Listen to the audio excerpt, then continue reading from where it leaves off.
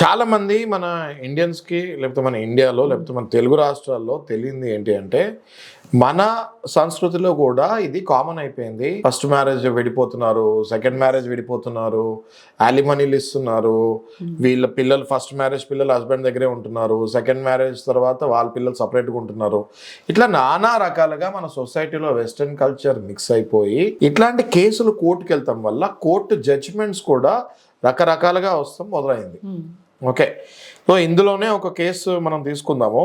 Right to maintenance under section 125 CrPC not a benefit received by wife but a legal and moral duty own by husband అని supreme court అంటం జరిగింది.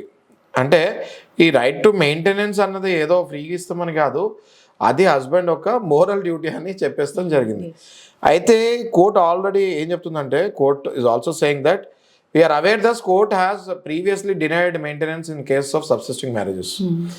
ఒక్కసారి పెళ్ళయి మళ్ళీ ఇంకొక చట్ట ప్రకారం డైవర్స్ కాకుండా ఇంకోసారి మళ్ళీ పెళ్లి చేసుకుంటే ఇంతకు ముందు డైవర్స్ ఇవ్వలేదు, అది ఒప్పుకుంటూనే ఈ కేసులో మాత్రం మెయింటెనెన్స్ ఇవ్వాలి అంటున్నాము.